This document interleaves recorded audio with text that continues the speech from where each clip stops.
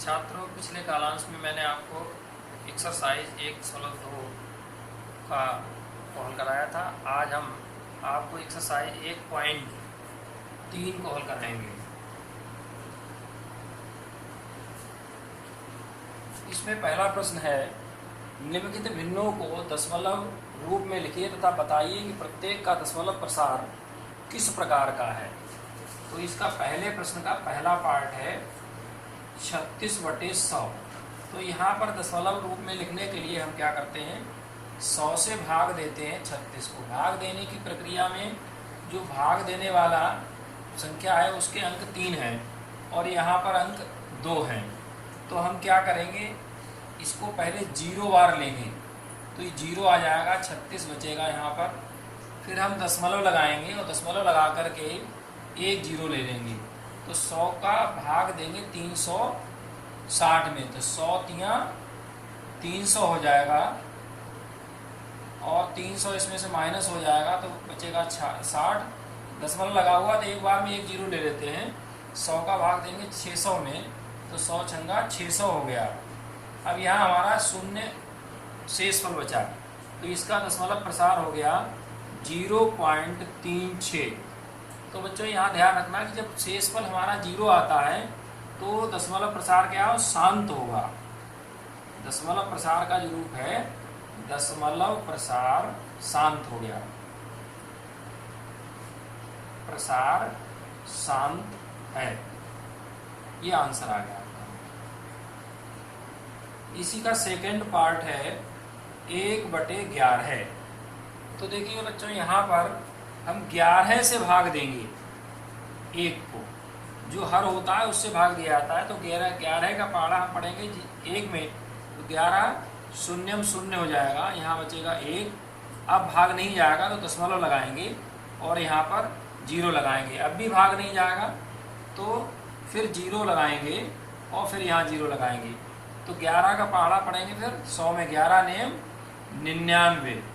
तो यहाँ 1 शेष बच गया। तो बच्चों ये ध्यान रखना, जिस संख्या में भाग देना शुरू करते हैं वही अगर हमारा शेषफल आता है तो ये संख्या हो गई 0.09 बार में लिख देते हैं फिर।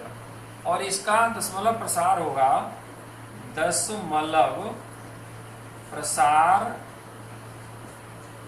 होगा अनवसानी और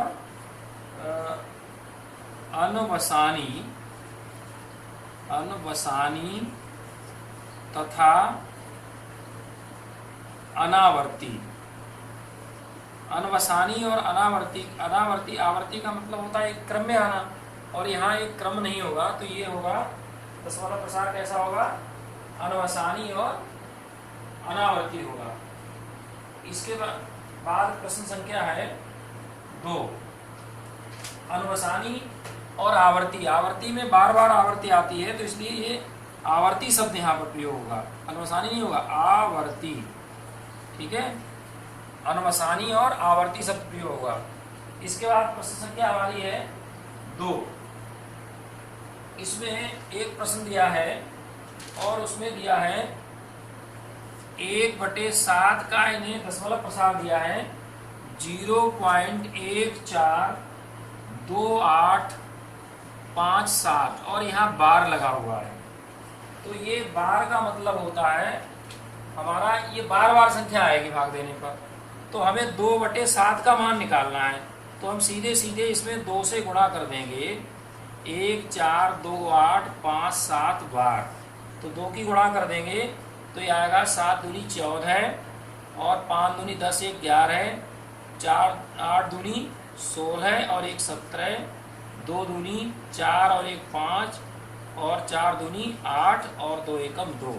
तो ये स्थिति आपकी आ जाएगी। ऐसे इसमें बहुत सारे सवाल दिए हैं 3/7, ऐसे वो बाद में हल कर लेंगे हम इसको। अगला प्रश्न इसमें है प्रश्न क्रमांक 3। प्रश्न क्रमांक 3 में दिया हुआ है कि निम्नलिखित को P/Q के रूप में लिखना है। तीसरा प्रश्न है 0.6 बार, इसको हमें P/Q के रूप में लिखना। तो देखिए यहाँ पर जैसे हमारा 0.6 होता तो 0.6 के नीचे हम लिख देते हैं सीधे 10, और यहाँ बार ये लगा हुआ है, इसका मतलब एक कम लिखा जाएगा, तो 6/9 हो जाएगा। यानी इसका अगर सही आंसर आएगा तो 3 से काट दीजिए, 3 दूनी 6 और 3 तिया 9, 2/3 आएगा, ये P/Q का रूप आ जाएगा। ऐसे ही दूसरा इसका पार्ट हम लेंगे, सेकेंड पार्ट में दिया है 0.47 बार। अब देखिए यहाँ ध्यान रखना, 4 पर बार नहीं है, तो इसलिए 47 जिस पर बार नहीं होता है वो संख्या घट जाती है, और बार का यहाँ 9 लिखा जाएगा, और जो संख्या हमने घटाई है उसका 0 लग जाएगा। तो इसका आंसर आएगा 43/90। तो ये P/Q का रूप हो गया। क्वेश्चन नंबर 4 है, इसमें दिया हुआ है कि 0.9999 इसका मतलब हो गया 0.9 बार, और इसको हम P/Q के रूप में लिखेंगे तो 9/9 हो गया। इसका आंसर 1 आ जाएगा, इसका आंसर हमारा 1 आ जाएगा। तो इसके बाद प्रश्न क्रमांक है 5 में ध्यान देना है। प्रश्न क्रमांक 5, 1/17 के दशमलव प्रसार में कितने अधिकतम अंक होंगे? तो 1/17, 17 से हमको भाग देना है 1 को, तो भाग देने के बाद इसमें कितने अंक आएंगे वो आपको देखना पड़ेगा, भाग दे करके क्रिया कर लेना स्वयं से। लेकिन हम यहाँ पर बता दें आपको कि ये इसका जो आंसर आएगा वो आएगा 0.058823529 411 और 7647। तो ये ऐसे ही बार बार फिर प्रक्रिया में आएगा।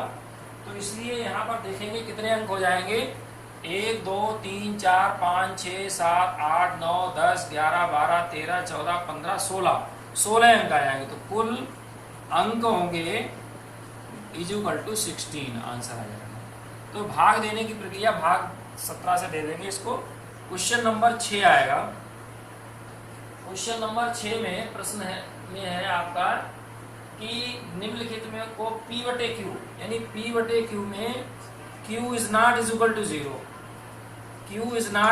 0, तो इसमें P और Q पूर्णांक है और एक के अतिरिक्त कोई वैनिष्ठ गुणनखंड नहीं है, ना P में और ना Q में। तो इसमें Q का गुण क्या होगा? तो Q के गुण में देखिए, Q के गुण, तो पहला गुण होगा कि Q का एक गुणनखंड 2 होगा, 2 उभयनिष्ठ गुणनखंड होगा, या तो 2 होगा या 3 होगा, 2 या 3 या नहीं 2 या 5, एक गुणनखंड 2 होगा या 5 होगा या 2 गुणे 5 के रूप में होगा, तभी हमारा ये दशमलव प्रसार शांत होगा। जब दशमलव प्रसार शांत होने पूरा भाग चला जाता है तो हर के गुणनखंड या तो 2 होंगे या 5 होंगे या 2 गुणा 5 के रूप में होगा। तो इसको हम इस रूप में भी लिख सकते हैं, अर्थात 2 की पावर m गुणा 5 की पावर n के रूप में, जहां m व n पूर्णांक हैं। क्या है? हमारे पूर्णांक संख्याएं हैं। क्वेश्चन नंबर 7 है। 7 में निम्नलिखित के परिमेय संख्याओं के बीच की अपरिमेय संख्या लिखनी है।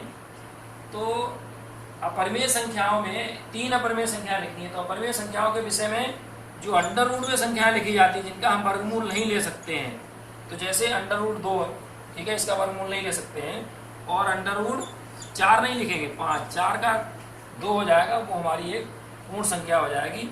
तो ये हमारी अपरिमेय संख्याएं होंगी, अपरिमेय संख्याएं, ये 3 हमारी अपरिमेय संख्याएं हो गई। इसी तरीके से हम और भी लिख सकते हैं अगर पूछा जाता। तो प्रश्न क्रमांक 8 है। 8 में दिया हुआ है कि 5/7 और 9/11 के बीच की 3 अपरिमेय संख्या लिखनी है। तो 5/7 और 9/11, देखिए हम 7 से भाग जब 5 को देंगे, 7 से भाग देंगे 5 को, तो 7 का भाग नहीं जाएगा तो यहाँ 0 लगेगा, फिर दशमलव लगा के यहाँ 0 लगा लेंगे, 7 × 7 = 49 हो गया, ठीक है। यहाँ बचेगा 1, और यहाँ फिर जीरो लगेंगे, 7 एकम 7 हो गया, फिर यहाँ बचेगा 3, फिर जीरो ले लेंगे, 7 चौक 28 हो गया, फिर यहाँ बचेगा 2, फिर यहाँ जीरो लगा लेंगे तो 7 दूनी 14 हो गया, फिर यहाँ बच गया 6, फिर 7 अट्ठे 56 हो गया, और यहाँ बच गया 4, फिर 40 हो जाएगा, 7 पंजे 35 हो गया, और यहाँ बच गया 5। तो ये देख रहे हैं कि जिस संख्या से भाग शुरू करते हैं वही आ जाती है, तो हम यहाँ बार लगा देते हैं। तो ये हो गया 0.71428 और ये बार हो गया। ऐसे ही हम 11 से भाग 9 को जब देंगे, 11 से भाग 9 को देंगे तो दशमलव लगाइए और यहाँ पहले जीरो लगाइए, फिर दशमलव लगाइए, जीरो लगाइए, तो 11 अठे 88 और 11 नेम 99 ज़्यादा हो जाएंगे।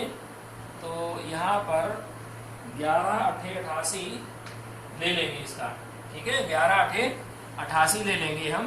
तो यहाँ बचेगा हमारा 2 बचेगा, फिर हम एक जीरो अपने आप लगा लेते हैं, तो 11 एकम 11 हो गया, तो यहाँ 9 बच गया। जिस संख्या से भाग शुरू किया वही संख्या बच गई, तो ये भी हो गया हमारा 0.81 बार। ये बार के रूप में परिवर्तित हो जाता है। तो 3 अपरिमेय संख्याएं हो गई, 3 अपरिमेय संख्याएं। इनमें 3 अपरिमेय संख्याओं में पहली संख्या आएगी आपकी, पहली संख्या क्या होगी, ये जो संख्या है जैसे हमने लिखा 71, तो इसके बाद लिख लीजिए 0.720 7200 7200 72, इस रूप में हम लिख देते हैं। और दूसरी संख्या हमारी हो जाएगी 0.73 ले लेंगे, 07300 7300 73, इस तरीके से।